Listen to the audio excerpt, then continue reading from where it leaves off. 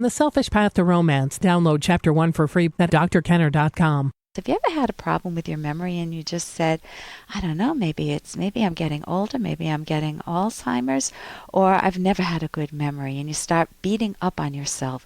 Well, you don't want to attack your own mind. You want to figure out what's going on. And this woman is actually, she may not know it, but she's attacking her own mind. This is from Tina. Hi, Dr. Kenner. I have huge times in my life as a teenager that I have no memory of. My sisters and I will be talking, and they'll say, do you remember?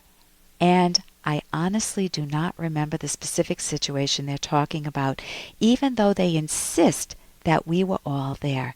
I've thought about seeing a therapist and hypnotist, but I'm afraid that maybe I don't remember because it would be harmful to me. What do you recommend? Tina. Natina, to live with things as they are now, thinking that, oh my God, what's wrong? There's a big question mark here. Is it my memory? Well, your memory is your mind. And maybe I'm hiding some deep hidden secret. Maybe there's a skeleton in my closet. And what happens if I do remember it? Oh my gosh, maybe all hell will break loose. To refuse to face a fear is to assume that the worst is true. That's a paraphrase of Ayn Rand, my favorite author.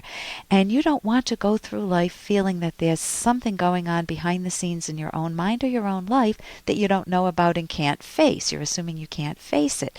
And you would also be assuming that it's true. So here's what I recommend. Instead of initially, you can always go to a psychologist.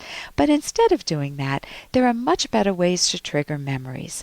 Now, first, before we get, I will name them right off the bat. Why not look at some old family photos or videos or movie pictures if you're older? I don't know your age.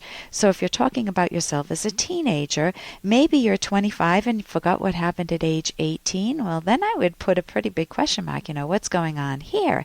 If they said, don't you remember the earthquake when we were all in the earthquake during our teenage years? And you say, oh, no, I don't remember it. Something would be odd about that, because an earthquake would, my daughter was in an earthquake in LA, Los Angeles, and boy, I'm sure she'll remember that till her dying days.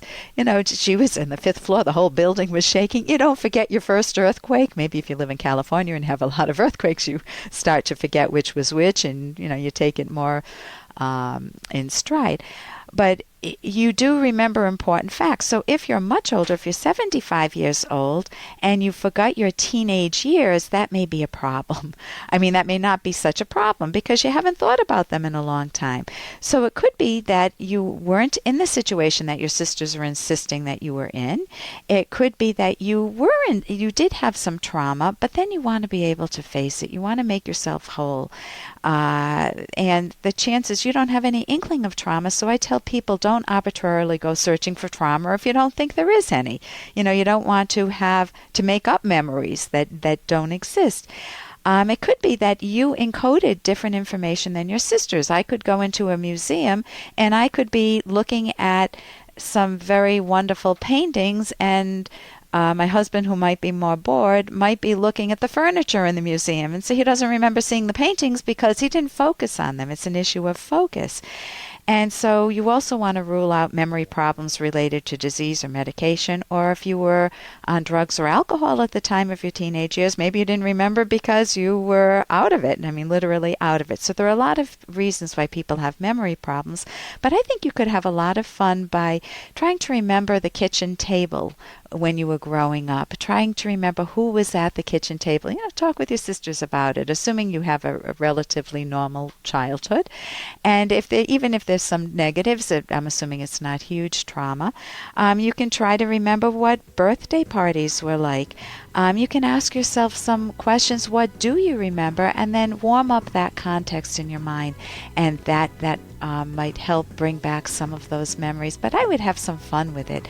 Try to remember some good memories. For more Dr. Kenner podcast, go to drkenner.com and please listen to this ad. Here's an excerpt from The Selfish Path to Romance, the Serious Romance Guidebook by clinical psychologist Dr. Ellen Kenner and co-author Dr. Edwin Locke.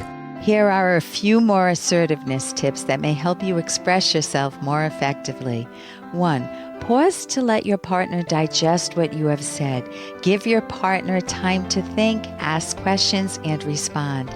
Do not demand that your partner give you an answer or an apology right then and there. 2. Share the airtime. It's not fair to sit down to dinner and expect your partner to listen to your complaints and concerns nonstop for an hour. Remember that both listening and assertiveness should be used by both partners. Nor is your partner your therapist. If you feel desperately overburdened with problems, seek professional counseling. You can download Chapter 1 for free by going to drkenner.com. And you can buy The Selfish Path to Romance at amazon.com.